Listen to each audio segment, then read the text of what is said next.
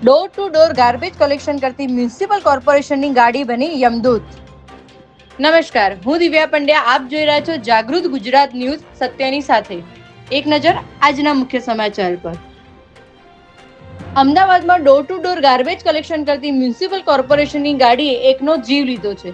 જેમાં આજે વહેલી સવારે ડોર ટુ ડોર કચરો ઉપાડતી મ્યુનિસિપલ કોર્પોરેશનની બેકાબુ થયેલી ગાડીએ જમાલપુર પગથિયા પાસેથી 5 થી 6 જેટલી રિક્ષા અને 2 ટુ વ્હીલરને ટક્કર મારી હતી.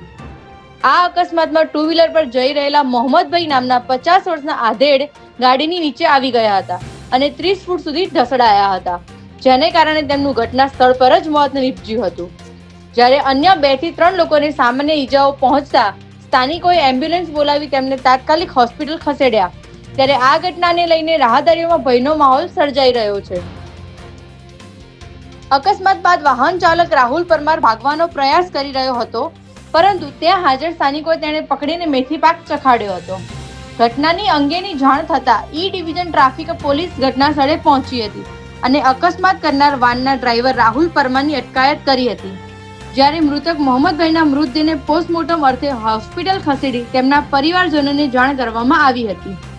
અમદાવાદ મ્યુનિસિપલ દ્વારા તાત્કાલિક ધોરણે આ મામલે કાર્યવાહી કરવામાં આવી છે, જેમાં મધ્ય ઝોનના સોલિડ વેસ્ટ મેનેજમેન્ટ વિભાગ દ્વારા ડોર ટુ ડોર કલેક્શન કરતી ગાડીની કોન્ટ્રાક્ટ કંપનીને ₹1 લાખનો દંડ ફટકારવામાં આવ્યો છે.